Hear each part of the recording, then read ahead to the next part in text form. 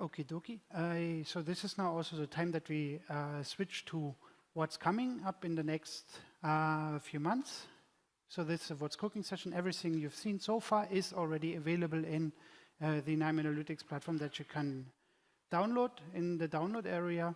The what's cooking part is are changes to the software that we plan to release as part of the July release, or that we are at least actively working on. And as I mentioned before, there is a nightly build that you can go and grab, and also have a peek preview of the stuff. There's a URL, or you just go onto Google and say KNIME nightly build, and you will be directed to that page. This is, again, few short outline. I'm going to talk about integrations, then deep learning, big data extensions, and the KNIME server. I wanted to highlight 3 different extensions: the Git Client Nodes, another node called expressions. This, I have to give this disclaimer, because when I saw John and Alex talking about the social workflow repository, and I haven't seen Michael, I'm not sure where Michael is, but I saw, I'm pretty sure his blood pressure went up, because naming of those extensions isn't final yet. And the social workflow repository is something that we are working on, and where we know this very likely the name of that extension is going to change. And the same is true for some of the extensions that we are going to show here. For instance, this particular node that I'm going to demo also shortly. And one more, the Outlier Handling node, but instead of just reading from a slide deck, I'd like to show what this actually is. The first integration I'd like to highlight is the ability to interact with Git repositories. I mentioned before that we now have our source code on GitHub, so being able to analyze the GitHub, the Git history, and doing pulling, tagging of the source code in KNIME is something that we are, let's say, from a company point of view, also interested in. So we have a bunch of nodes that allow you to do Git commands. And this is a workflow that does it. So it's pointed to a local repository, and then I can find some Git commits. So the dialogues look fairly boring. If I look into the output, oh, there's too much data in here, so I'm not going to read it. A bit more pre-processing. This one is semi-readable. This is another feature, Control Plus now zooms in. Some feedback that we collected in Austin in November last year, that it's very hard to demo anything using our standard table view, so make this a bit larger. So those are about 15,000 lines. Those are all the changes that we made to the KNIME core in the course of the last 13 years or so. And if you go onto our team page and you inspect this one, there's also an argument, who of us has written the first line of code in KNIME. And according to this particular data set, the first real commit is by Peter. Where's Peter? Where is Peter? Peter, can you stand up? This is the guy over there, so you can praise him. He's the one, according to this data set. Okay. So we see when he did the change, the log messages, and then a few more columns here. This is affected files, how many lines have been added, how many lines were deleted. If you make a change to an existing line, it's 1 deletion, 1 insertion, and when that actually was, and that goes over the different years. Okay, so now if I want to do some analysis of my data set, I could look into some of the statistics here. So I do some grouping. That's a standard group by, where I just group by the day of the week, so Monday to Sunday in this case, and do some aggregation, some mean aggregation to figure out how much of our code has changed. This is the view here, and I've already sorted it to point out 2 different facts that I find in here. So if I sort this by the number of files that we change as part of a commit and do the mean aggregation over this, then it turns out that on Saturday we are most productive. That is the first interesting point. And the other interesting point is immediately visible here in the second line. If you look at the number of lines that we added, that's 250, versus the number of deleted lines, which are 286.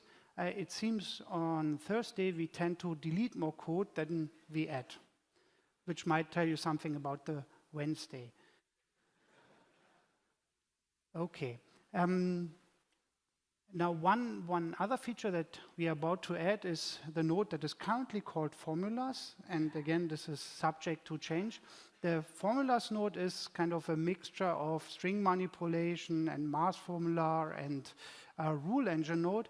It allows you to, if I open this configuration dialog here, to append or replace a number of columns. Not a single column, but multiple columns, and each of the little script or snippets is defined in the formula column here, which I can just edit in place or open up this configuration window where I can, for instance, in this case, subtract the added lines, the deleted lines from the added lines in order to get the number of changed lines. I can do this for different columns, give them different names. I have full type support, so I can also return other types, not just numbers and strings, and then I get my output here. For instance, I can find out which of the days of weeks are interesting in this data set. Now, everyone who has some sense of data analysis will say, okay, you do some mean aggregation over your data set, and then you figure out that the Saturday is the most productive day of your week. Aren't you affected by outliers? Isn't it better to use the median? And if I use the median, it would completely boring, but because it would be a completely sensible output. But since I wanted to show some new functionality, I'd like to point your attention to this outlier node that I dragged in here. So this is another KNIME learning course here.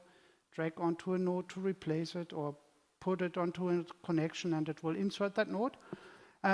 The outlier node, what it does, what it allows you to do, it looks at each individual column, looks at the spread in your data, and then trims the very large values and the very small values. There's some statistical methods behind that, looking at quartiles and ranges in your quartiles, and then you have different options to replace your values, remove the values. There's a typical learner and applier approach, or is going to come. So what I'm going to do here is just remove all the outliers from my data set for these columns. Say, okay, run this through my data set again.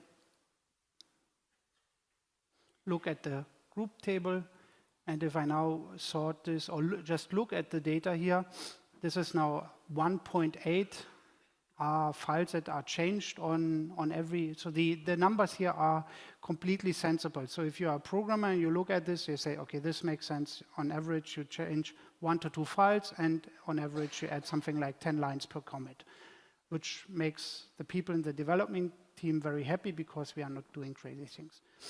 Okie dokie. With that, I'd like to pass on to Christian to talk a bit about deep learning and the changes that we plan to do in deep learning.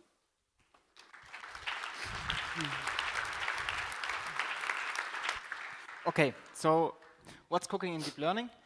As I already have told in the last talk, is that we want to enable you to build networks using KNIME nodes, to set up network architectures using native KNIME nodes. And we already had this functionality for deep learning for J, integration. But now we are adding the same functionality for our Keras integration, such that you can build entire Keras networks without having to script from the scratch using KNIME nodes. Of course, we support all kinds of layers, like the standard layers, convolutional layers, which are useful in the case of image processing or speech recognition and other areas. But also, we now will support with this new way to build models more advanced layers, for example, like LSTM layers, which you can use for text processing or sequence analysis. So we also added here to this dear Keras network learner, we added a third import, which is optional. And this third import allows you to add, next to your network and your training data, to add validation data. This means that you can somehow use an independent data set during your network training to do some advanced things. For example, what you can do is you can implement early stopping strategies. This means that if at some point the model during training doesn't become any better on the validation data set, you simply stop the training, or you can adjust the parameters based on information from this validation set. Of course, you can also monitor the performance of this independent validation set of your network on this independent validation data set in the view, which is here indicated in blue. And then you can decide whether you want to stop training early or not manually.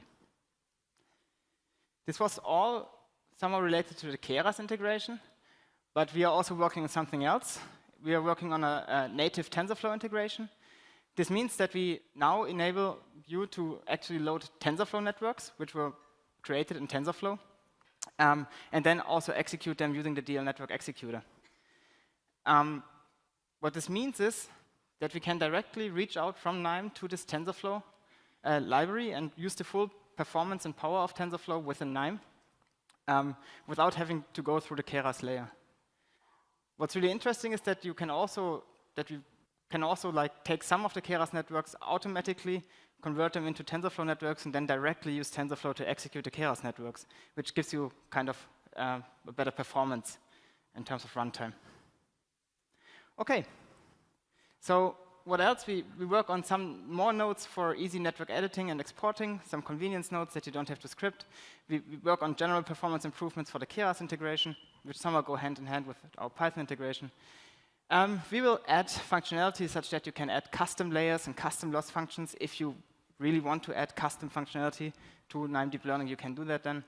And then some more utility nodes for common tasks, such as sequence-to-sequence learning, again, GANs, and text processing. Okay, with that, Björn.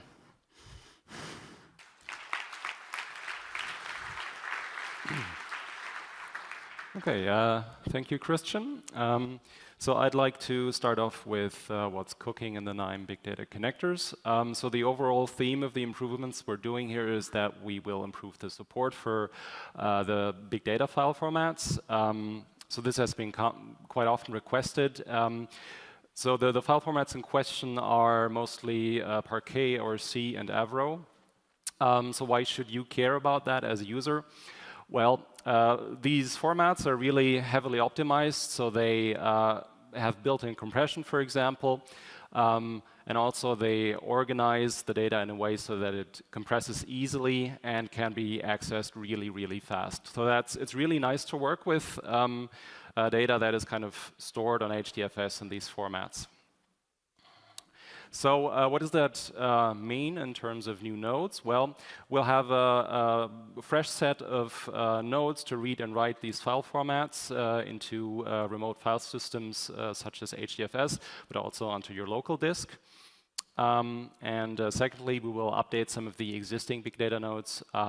So here we will allow you to create Parquet or C and Avro tables in Hive and Impala.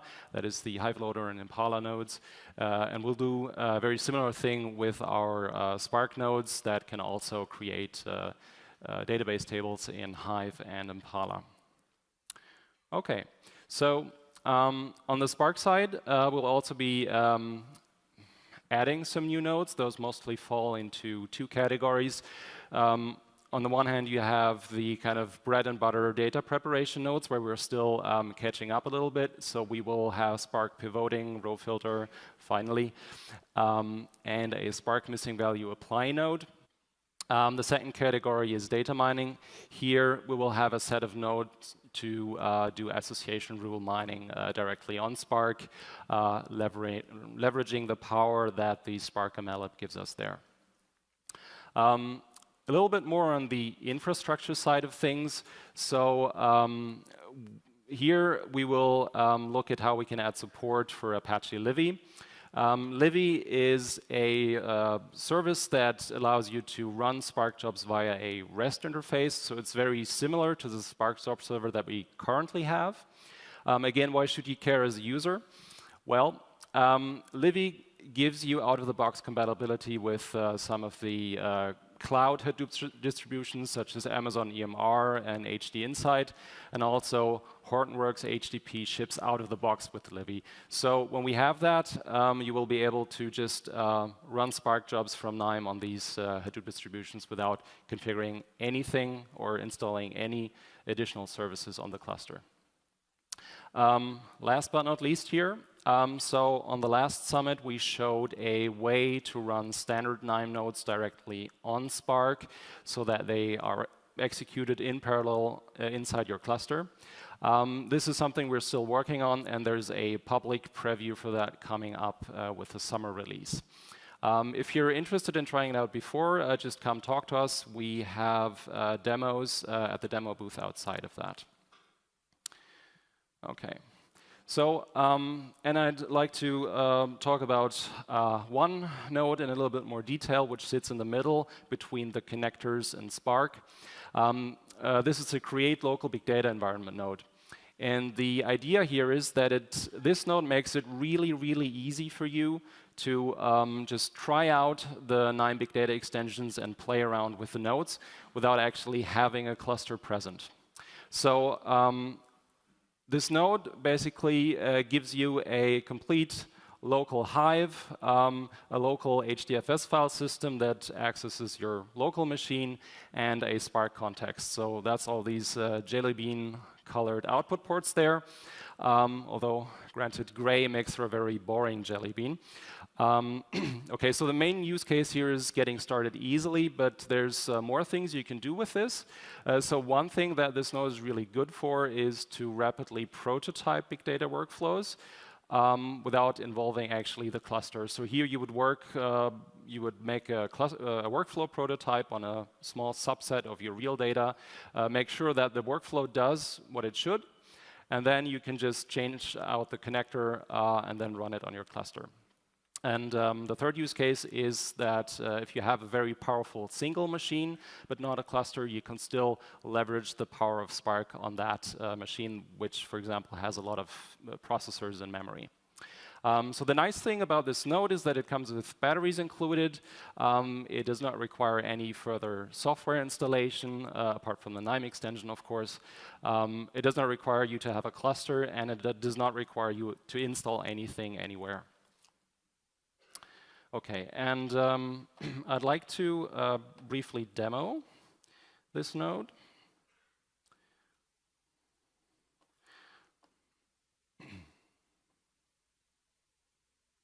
Okay.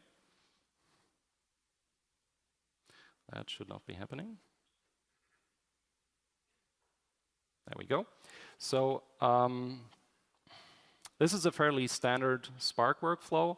I'm not going to go into the details because we're running a bit behind time here. It's the normal Spark nodes, and I would like to highlight this node at the beginning, create Spark context, which is the one that usually connects you to your cluster.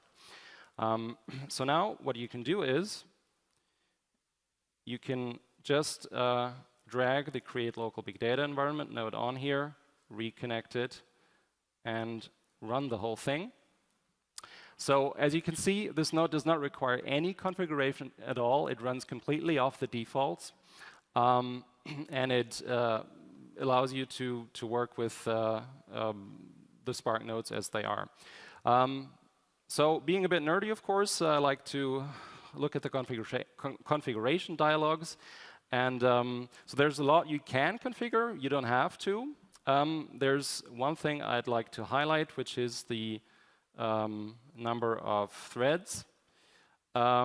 That is the number of worker threads in your local Spark context.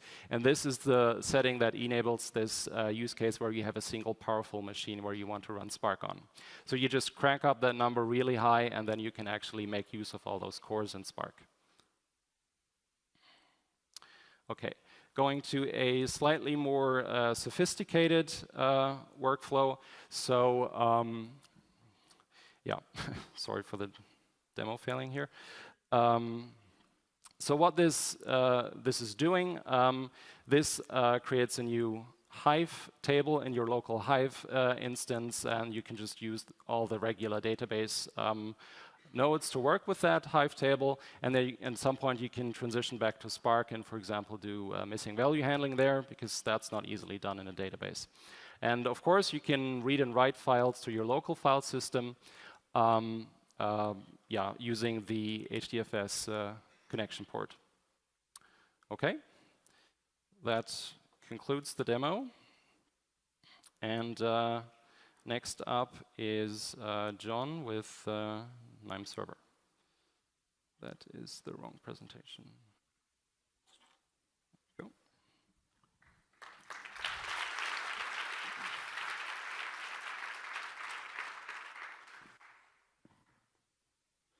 So I guess if you're in the middle, and you can look on either of the two screens either side, so for the time being. So back to the KNIME server. And the first thing I want to talk about here is the server-managed customizations. And I talked a bit about working in a team. And what many of our customers find is that they'll start working with the KNIME Analytics platform, and you maybe have one person who's kind of providing the support there. So that's this person here. And the users of the analytics platform might have things like, how do I configure Python? How do I install database drivers? And they're kind of fairly straightforward problems to solve if you just have a couple of people to talk to. So when your usage grows, then you have the same questions coming up often, and you maybe need to have more people kind of helping out and answering questions there, which is not really the ideal case. So that's something where we've started to think about the server-managed customizations. So if you have the KNIME server in the summer release, what we have is these profiles that can be sent to analytics platform installations. And each of these profiles with the preference files are distributed to all of those analytics platform users. And so the profiles can include things like preferences, which database driver you need, and all of those kind of things you might have to set in a thing. So they can be included in those profiles and sent off. So how does that look? I just go to my file preferences, and I can set this up optionally to enable these server-managed customizations.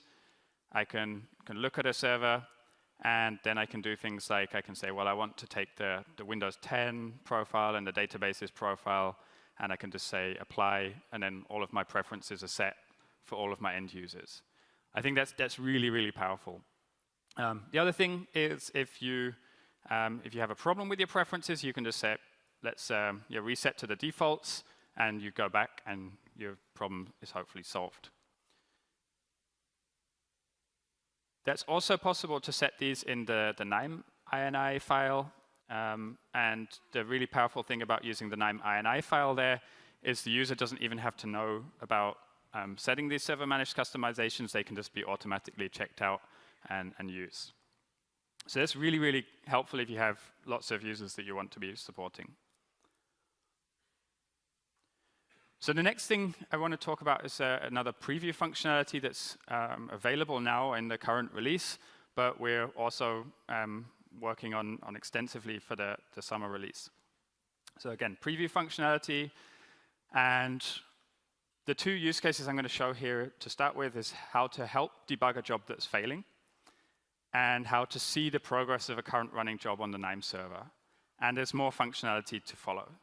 So if we've installed this extension and there's instructions on how to do that, we have this View Job button.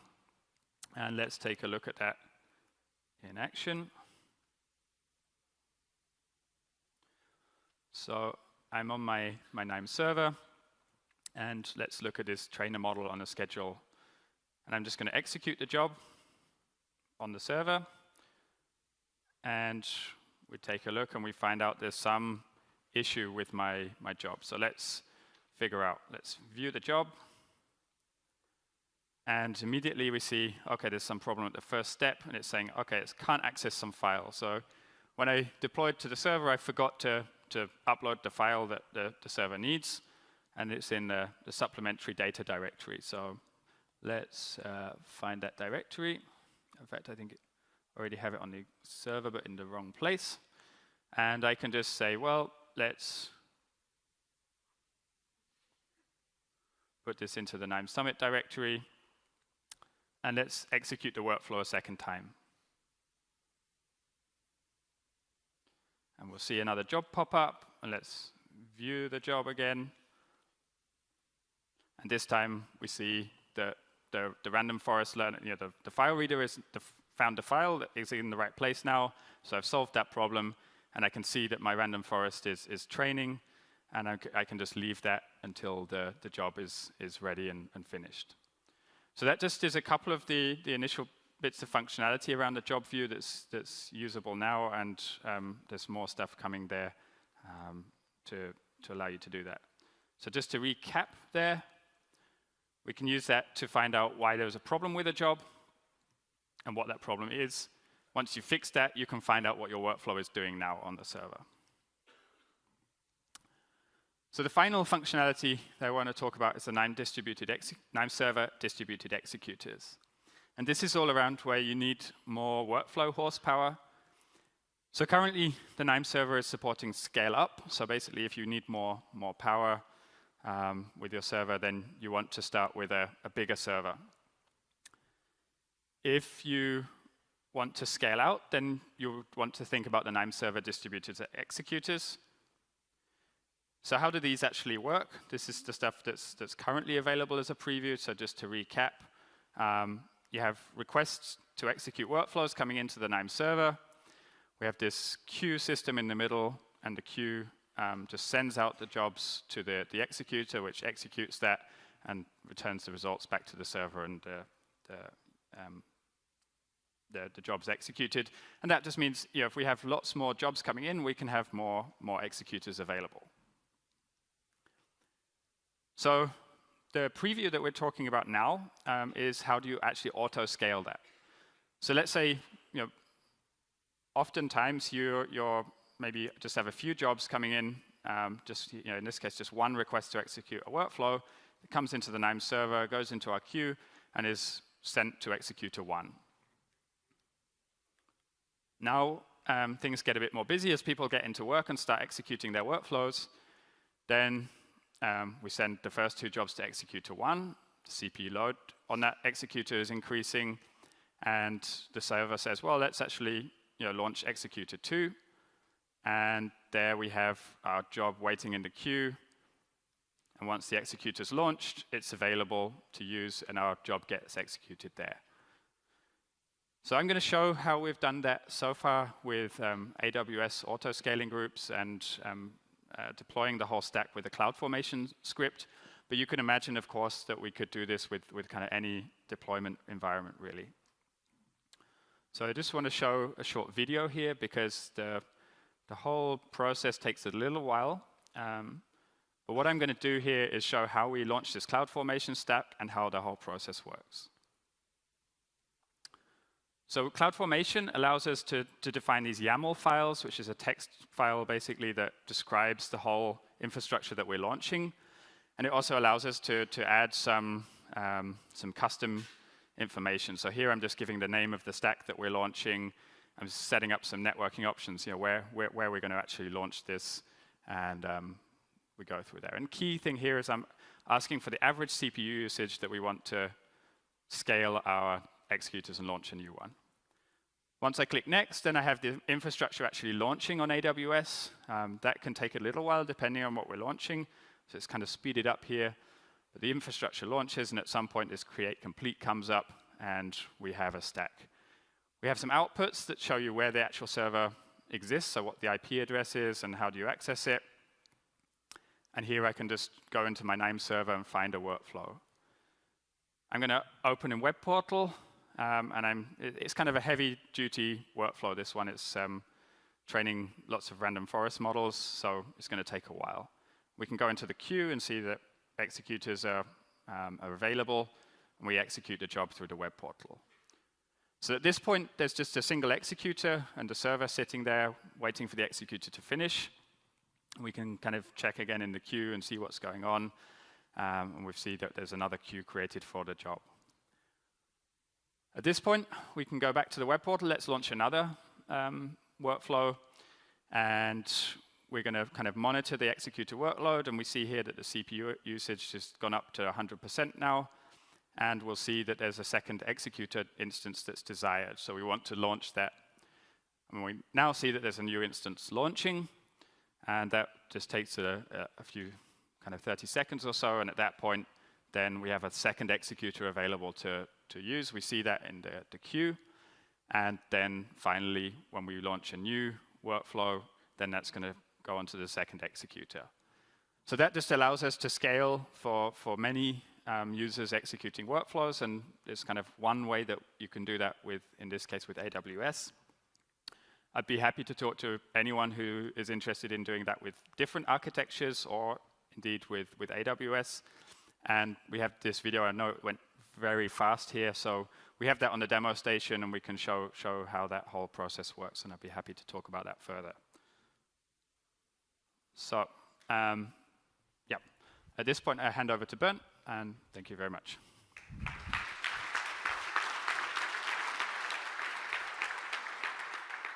This is really just this completes the session, and before you thank all the speakers again, because most of us who were presenting here didn't actually do it. I'd like to also bring up these slides listing all the developers that actually have done it. In the past, we used to bring all the developers up here and show this is the feature that they have implemented. But now that we are growing, this becomes would become a bit busy. So please, all the developers, can you stand up and then please thank those developers quickly. Okay.